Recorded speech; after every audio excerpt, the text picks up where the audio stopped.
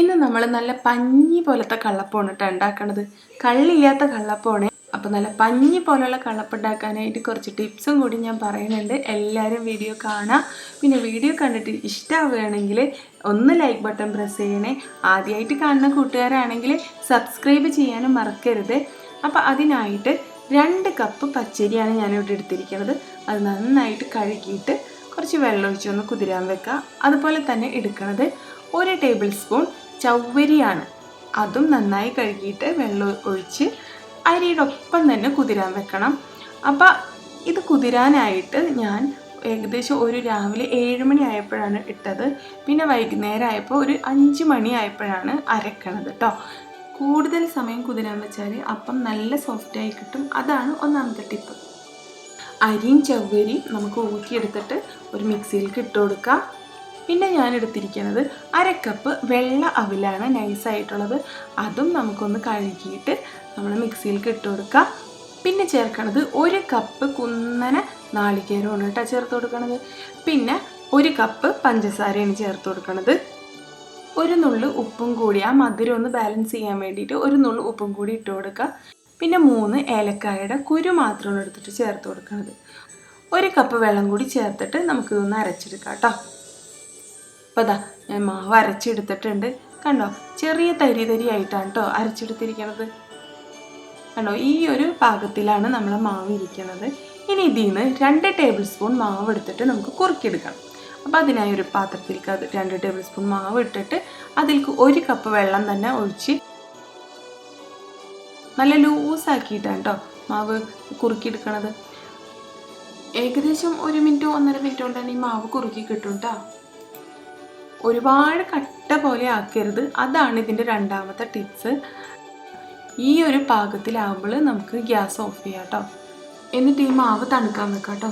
തണുത്ത് കഴിയുമ്പോൾ നേരത്തെ അരച്ച് വെച്ച മാവിലേക്ക് ഇത് ഒഴിച്ചു കൊടുക്കണം. കണ്ടോ, നോക്കിയേ, തണുത്ത് കഴിഞ്ഞപ്പോൾ അധികം കട്ടയായിട്ടില്ല, എന്നാൽ അധികം ലൂസും അല്ല, ആ ഒരു പാകമാണ് കേട്ടോ. ഇനി ഇതിലേക്ക് 1 ടീസ്പൂൺ ഈസ്റ്റാണ് കേട്ടോ ചേർത്ത് കൊടുത്തിരിക്കുന്നത്. അപ്പോൾ ഈസ്റ്റ് ചേർത്ത് കൊടുക്കുമ്പോൾ നല്ല ഈസ്റ്റാണോ പുതിയ ഈസ്റ്റാണോ എന്നൊന്ന് ചെക്ക് ചെയ്യുക, അല്ലെങ്കിൽ നമ്മുടെ മാവ് പൊങ്ങി കിട്ടില്ല. ഇനി അതൊന്ന് അരച്ചെടുത്തിട്ട് നമുക്ക് നല്ലൊരു വലിയ പാത്രത്തേക്ക് തന്നെ ഒഴിച്ചു കൊടുക്കുക.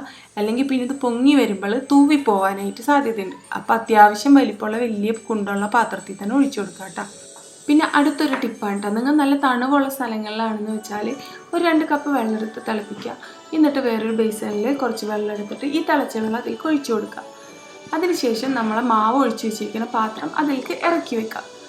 അപ്പോൾ നമ്മളെ മാവ് നന്നായിട്ട് ഇതുപോലെ പൊങ്ങി വരാനായിട്ട് സഹായിക്കും. 7:30-8 മണി ആയൊരു ടൈം ആയിട്ടുണ്ട്. അവിടെ നോക്കി നമ്മളെ മാവ് നന്നായി പൊങ്ങിയിട്ടുണ്ട് കേട്ടോ. നല്ല സോപ്പും പത പോലെ ഇരിക്കണില്ലേ. ഇനി ശ്രദ്ധിക്കേണ്ടതാണ്, അധികം ഇതിൽ കയ്യിലിട്ട് ഇളക്കാൻ പാടില്ല. കയ്യിലിട്ട് ഇളക്കി കഴിഞ്ഞ് കഴിഞ്ഞാൽ നമ്മളെ മാവ് ഇങ്ങനെ അതിൻ്റെ ബബിൾസൊക്കെ പൊട്ടിയിട്ട് താഴ്ന്നു പോകും.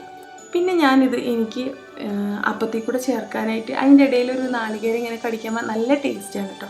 അപ്പോൾ അതിനായിട്ട് 1/2 കപ്പ് നാളികേരം എടുത്തിട്ട് ഇതുപോലെ ഒന്ന് ഫ്രൈ ചെയ്തെടുക്കുന്നുണ്ട്. ഒരുപാടൊന്നുമില്ല, ചെറുതായിട്ട് ഇങ്ങനെ ഒരു യെല്ലോ കളർ വരുമ്പോൾ നമുക്ക് ഓഫ് ചെയ്യാം കേട്ടോ. പാത്രത്തിൻ്റെ അരികിൽ നോക്കി മാവ് കുറച്ച് താഴ്ന്നിരിക്കണത് കണ്ടോ. അത് നമ്മൾ നേരത്തെ വീഡിയോ കാണിക്കാൻ വേണ്ടിയിട്ടൊന്ന് കയ്യിലിട്ട് ഇളക്കിയില്ലേ, അപ്പോൾ അതൊക്കെ പൊട്ടിയിട്ടൊന്ന് താഴ്ന്നതാണ്. അപ്പോൾ നന്നായിട്ട് കയ്യിലിട്ട് ഇളക്കി കഴിഞ്ഞാൽ ആ ബബിൾസൊക്കെ പൊട്ടിപ്പോവും, അത് ശ്രദ്ധിക്കുക. പിന്നെ മാവ് ഒഴിക്കാനായിട്ട് നമ്മളെ വീട്ടിലുള്ള കിണ്ണോ അല്ലെങ്കിൽ ചെറിയ ചോറ്റുപാത്രമോ എന്ത് വേണമെങ്കിലും എടുക്കാം കേട്ടോ. ഞാനപ്പോൾ ഇവിടെ എടുത്തിരിക്കുന്ന വീട്ടിൽ നമ്മൾ ചോറ് കഴിക്കുന്ന കിണ്ണം തന്നെയാണ്. അപ്പോൾ അതിലേക്ക് കുറച്ച് വെളിച്ചെണ്ണ തേച്ചിട്ട് ഇങ്ങനെ ഒന്ന് പരത്തി കൊടുക്കുക. അധികം വെളിച്ചെണ്ണ നിൽക്കണമെങ്കിൽ ഒരു തുണി വെച്ചിട്ട് അതൊന്ന് തുടച്ചു കൊടുക്കാം കേട്ടോ. കണ്ടോ, എണ്ണമയുണ്ട് എന്നാൽ ഓവറായിട്ടില്ല എന്നാലും. ഇനി അത് നമ്മളെ സ്റ്റീമറിലേക്ക് വെച്ച് കൊടുക്കുക. എന്നിട്ട് അതിലേക്ക് കുറച്ച് മാവ് കോരി ഒഴിക്കുക. അതിനുശേഷം നമ്മൾ വറുത്ത് വെച്ച നാളികേരമില്ലേ, അതൊന്നിങ്ങനെ വിതറി കൊടുക്കുക കേട്ടോ. കുറച്ച് വിതറിയാൽ മതിയേ. ഇനി അതിൻ്റെ മുകളിലേക്ക് ആ നാളികേരം മൂടുന്ന വിധത്തിൽ കുറച്ച് മാവും കൂടി ഒഴിച്ചു കൊടുക്കുക കേട്ടോ. പ്ലേറ്റ് നിറയണ വിധത്തിൽ ഒഴിക്കരുത്, കുറച്ച് ഗ്യാപ്പ് ഇടണം. ഞാൻ 1 കിണ്ണം കൂടെ വെച്ചിട്ട് അതിൽക്കും കൂടെ കാണിക്കുന്നുണ്ട് കേട്ടോ. ഇങ്ങനെ പരത്തി ഒഴിച്ചു കൊടുക്കുക കേട്ടോ. ഇതിൽ വിതറി കൊടുക്കണ നാളികേരില്ലേ, അതാ കള്ളപ്പം കടിക്കുമ്പോൾ നല്ല ടേസ്റ്റാണ് കേട്ടോ. ഞാൻ ഈ അപ്പോൾ 14 മിനിറ്റോളം വേവിച്ചിട്ടുണ്ട്. കാരണം നല്ല കട്ടിയിലാണല്ലോ ഞാൻ ഒഴിക്കുന്നത്. നാളികേരപ്പീര് ഇട്ടിട്ടും പിന്നെ ഒരു ലെയർ മാവും കൂടെ ഒഴിക്കുന്നുണ്ട്. കനം കുറച്ചാണെന്ന് വെച്ച് കഴിഞ്ഞാൽ നമ്മൾ 10 മിനിറ്റ് ഇത് വേവിച്ചാൽ മതിയാവും കേട്ടോ. ഇനി നമുക്കിത് മൂടി കൊടുക്കാം കേട്ടോ. അപ്പോൾ ദാ ഒരു 14 മിനിറ്റ് കഴിഞ്ഞിട്ടുണ്ട്. നമുക്കൊരു സ്റ്റിക്ക് വെച്ച് കുത്തി നോക്കാം വെന്തോന്ന്. കണ്ടോ നമ്മളപ്പം വെന്തിട്ടുണ്ട്. ഇനി ഇത് നമുക്ക് ചൂടാറാനായിട്ട് എടുത്തു വെക്കാം കേട്ടോ. നമ്മളപ്പം എന്താ ചൂടാറിയിട്ടുണ്ട്. അതിൻ്റെ സൈഡ് കൈ ഉപയോഗിച്ച് ഇങ്ങനെ പതുക്കനെ വെടിയിച്ചു കൊടുക്കുക. ഇനി അഥവാ ഒട്ടിയൊന്നും ഇരിക്കുന്നുണ്ടെങ്കിൽ ചിലപ്പോൾ അതിൻ്റെ അരികൊന്നും ഒട്ടിപ്പിടിക്കാൻ സാധ്യതയുണ്ട്. അപ്പോൾ ഒരു കത്തി വെച്ച് ഇതിങ്ങനെ ഒന്നാക്കി കൊടുത്താൽ മതി കേട്ടോ. നോക്കിയാൽ നമ്മൾ അപ്പം നോക്കി അടിയിലൊക്കെ നോക്കി നല്ല ഒട്ടാണ്ട് നല്ല കറക്റ്റായിട്ട് കിട്ടിയിട്ടുണ്ട്. കണ്ടോ നോക്കി നല്ല സോഫ്റ്റ് ആയിട്ടുള്ള ഒരു അപ്പമാണ്. അപ്പോൾ നിങ്ങൾക്കും ഇതുപോലെ നല്ലൊരു അപ്പം കിട്ടട്ടെ. എല്ലാവരും ഉണ്ടാക്കി നോക്കുക, കമൻറ്റ് ചെയ്യുക.